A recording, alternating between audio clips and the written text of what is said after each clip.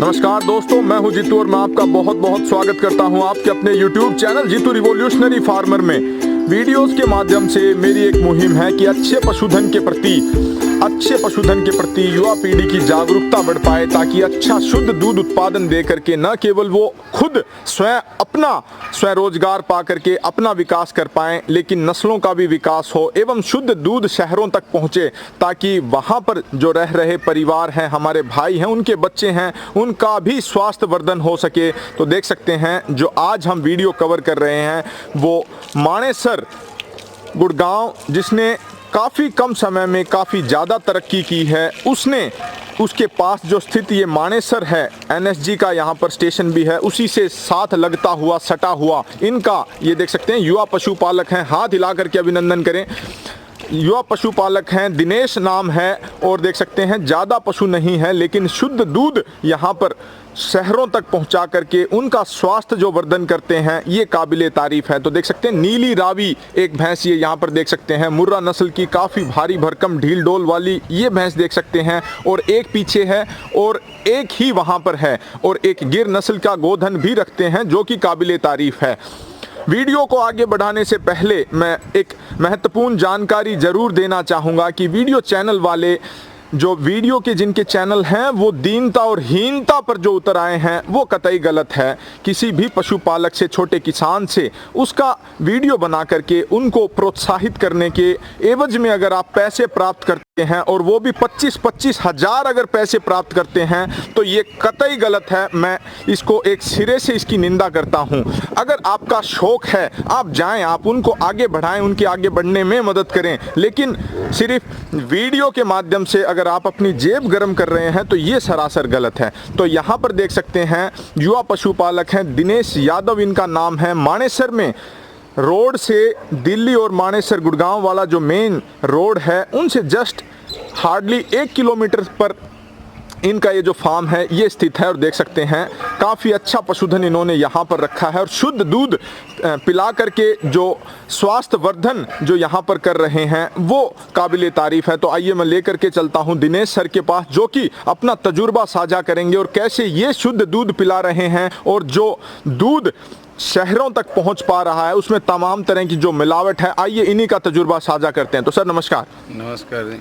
तो सर मैं आपसे जानना चाहूँगा, क्या कुछ आप बताना चाहेंगे उसके बारे में विस्तृत तरीके से बताएं। सर मैं यहाँ पे ये ज़्यादा पशु ना रख करके, ये कम पशु रख करके अपने बहन भाइयों को ये स्वास्थ्य के लिए अच्छा दूध उपलब्ध करा रहा हूँ, ताकि जो ये बड़ी बड़ी डेयरियों से दूध लिया जा रहा है, जिसके अंदर सीधी सी सिंपल सी बात यह है कि जिनको टॉक्सिन मार के दूध निकाला जाता है, क्योंकि इसका कारण ये है कि उनके पास इतने लेबर की मैनेजमेंट होती नहीं है। तो अगर मान लीजिए उनके पास 50 पशु है तो 2 ही लेबर मिलेगी आपको ज़्यादा से ज़्यादा उनके पास मैक्सिमम, तो सबको सीधे ऑक्सीटॉक्सिन मारते जाएंगे। और सपोज उसमें ऑक्सीजन के कारण एक 350 kg की, 400 kg, 800 kg की भैंस आप मान सकते हो, उसको 1 सेकंड या 10 सेकंड के अंदर उस ऑक्सीटॉक्सिन से दूध उतार देती है थनों में, और फिर वो उनका बारी बारी दूध निकाल लेते हैं, क्योंकि उनके पास इतना समय नहीं होता कि वो एक बच्चा छोड़े, उसको लगाए और फिर वो दूध उतारे और वो दूध निकाल के सबको दे। क्योंकि आज के समय में पब्लिक के पास समय की इतनी किल्लत है कि वो फिजूल काम के लिए समय दे सकते हैं, बट अपने स्वास्थ्य को ठीक करने के लिए या अपने परिवार के स्वास्थ्य को ठीक रखने के लिए उनके पास समय नहीं है। वो क्या करते हैं कि या तो दूध ये से दूध ले लेते हैं, या बड़ी बड़ी डेयरियों से, जिनमें बड़ी बड़ी डेयरियों ने, एजेंसियों ने, इन्होंने भी ये क्लियर कर दिया कि हमारा 70% दूध जो है उसके सैंपल फेल हो चुके हैं। Food safety and standard authority of India FSSAI ने अपनी रिपोर्ट में ये काफ़ी बार घोषित किया है कि जो दूध का हम सेवन कर रहे हैं वो 70% उसमें मिलावट है, और मिलावट भी सिर्फ पानी की अगर मिलावट हो तो उस मिलावट को मैं काफ़ी उच्च स्तर की मिलावट कहता हूँ, लेकिन जो मिलावट होती है वो urea, detergent, even white paint, और जो मिल्क का जो पाउडर होता है जो कि दूसरे विदेशों से इंपोर्ट किया जाता है, जो A1 जो गायों का जर्सी और HF गायों का जो पाउडर, दूध से जो पाउडर उत्पन्न करके उसको बना करके और जो कृत्रिम दूध बना दिया जाता है, वो शहरों तक पहुंच रहा है। शहरों तक पहुंचे। और मैंने तो ऐसे भी देखा है कि जैसे मैं किसी काम के जरिए किसी बाजार या बाहर जाता हूं तो दूध वालों को मैंने देखा है सुबह सुबह उसके अंदर पानी मिलाना, थैली डालना, इस तरह के काम भी होते मैंने देखे हैं। तो तब मैंने एक विचार लिया, क्यों ना हम और धंधे की बजाय अपना यही काम आगे बढ़ाएं और इन डेयरी फार्मिंग को आगे डेवलपमेंट करें, ताकि जवान युवा बंदों का इसमें रुझान हो और वो इस चीज़ में भी तरक्की कर पाए और हमारे जानवरों का अच्छे से संरक्षण हो पाए। तो अभी मैं इसके अंदर 4 जानवर रख के मैं यहाँ पे दूध उपलब्ध कराता हूँ, मैक्सिमम 35-38 के समथिंग, ज़्यादा जानवर ना रख के, और मैं शुद्ध दूध पिलाने की कोशिश करता हूँ ज़्यादा से ज़्यादा। तो इनका जो एक मकसद है कि शुद्ध दूध शहर वासियों तक पहुँचे, क्योंकि ये भी काफ़ी लंबे समय तक बीमारी से जूझे हैं और परमात्मा का शुक्रगुजार ये अदा करते हैं कि ये ठीक हो पाए हैं। सिर्फ़ और सिर्फ जो शुद्ध दूध, शुद्ध आहार इनको जो इन्होंने लंबे समय तक लिया है, तो वही उसी कदमों पर चलते हुए देख सकते हैं ज़्यादा पशु नहीं रखते। और इनका फीड का, दाने चारे की मैनेजमेंट भी इस तरह से है। मानेसर में आप देख सकते हैं लंबा चौड़ा जो विस्तृत हरा चारा अपने फार्म पर जो इन्होंने लगा रखा है, उगा रखा है, ये सराहनीय है। तो क्या कुछ आप इनको डाइट में देते हैं वो बताएं। सर, सर्दियों के टाइम में मैं इनको जौ देता हूँ, कासनी देता हूँ और ये बरसम देता हूँ, और इसमें थोड़ा बहुत मैं सरसों का भी मिलाव रखता हूँ,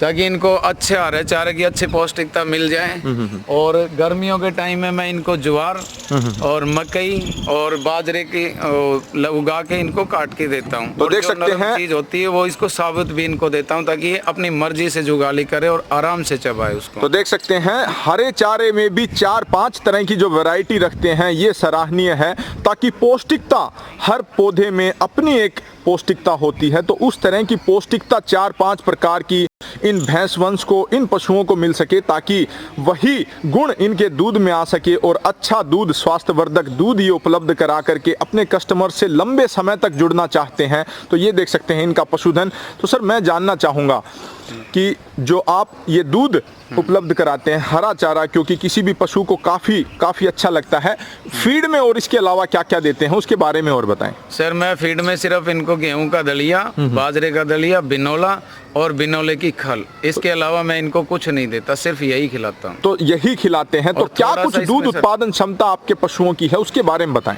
सर, 13 लीटर तो मेरी ये फैलो देती है जी। अभी हाल फिलहाल 13 लीटर दूध, नीचे 13 लीटर तैयार है जी। हाँ, 13 लीटर इसके नीचे हाल फिलहाल तैयार है। ये मेरी ड्राई पीरियड में चल रही है। इसको मैंने बाखड़ी के टाइम पे खरीदा था 14 लीटर पे, लेकिन इसने मेरे नीचे आगे आके 18-19 लीटर दूध दिया है। तो देख सकते हैं ढील डोल काफी अच्छा है। सबसे उम्दा अगर पशुधन इनके फार्म पर कहा जाए तो ये भैंस है, उसमें देख सकते हैं। ठीक है।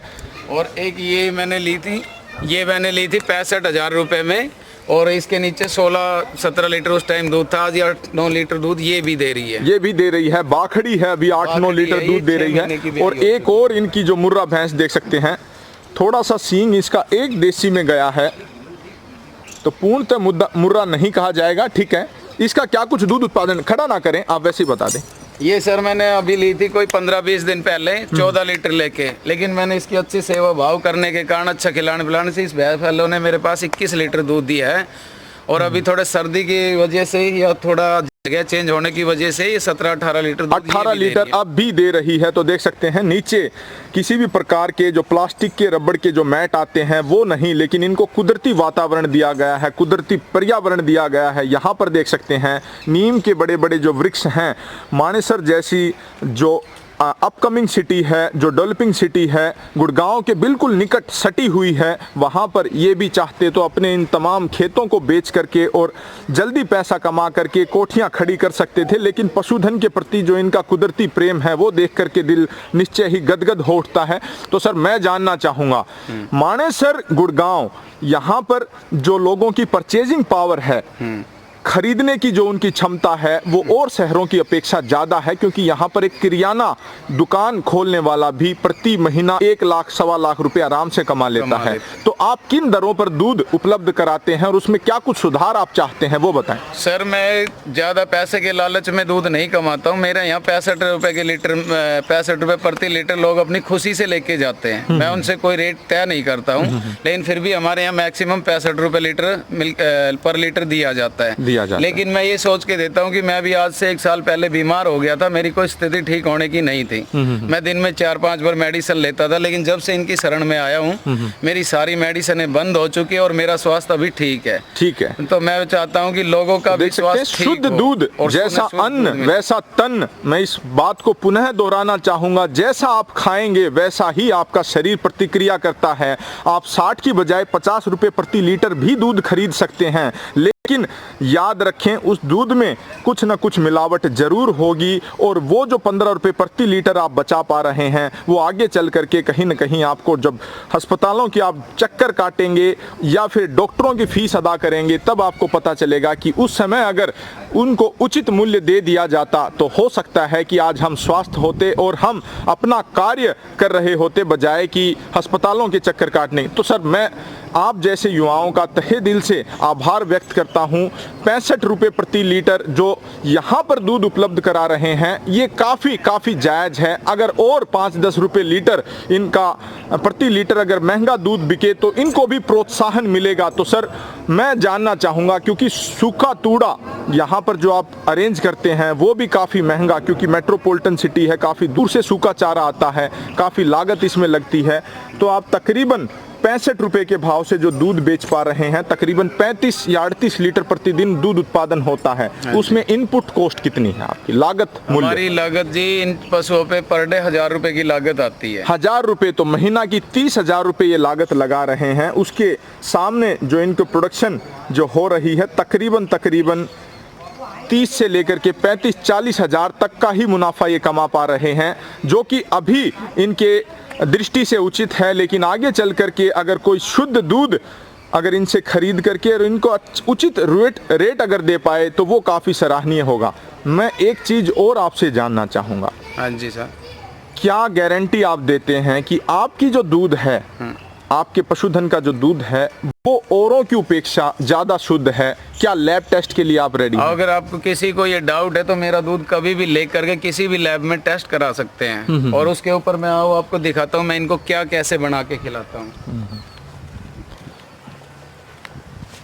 ये देखो जी, ये गेहूं का दलिया और इसमें बाजरे का दलिया और बिनोला, इसको मिक्स करके, और एक ये बिनोले की सीट भेजी हुई है मैंने,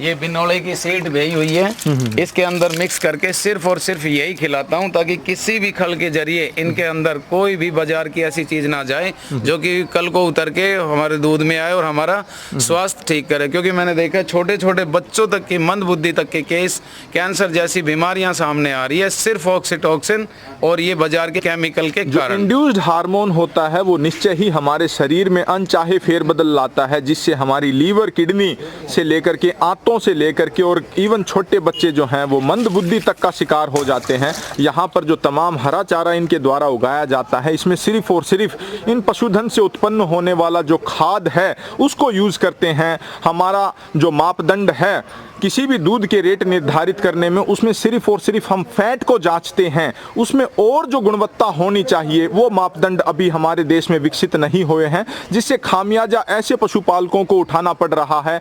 अगर लैब टेस्ट कराया जाए और देखा जाए कि किसका दूध ऑर्गेनिक है, किसका दूध इनऑर्गेनिक है या मिलावटी है, तो ऐसे स्तर भी, ऐसे मापदंड भी हमें जल्द ही विकसित करने होंगे अगर हम चाहते हैं कि हमारा भारतवर्ष सही मायने में एक स्वस्थ भारतवर्ष की तौर पर विकसित हो।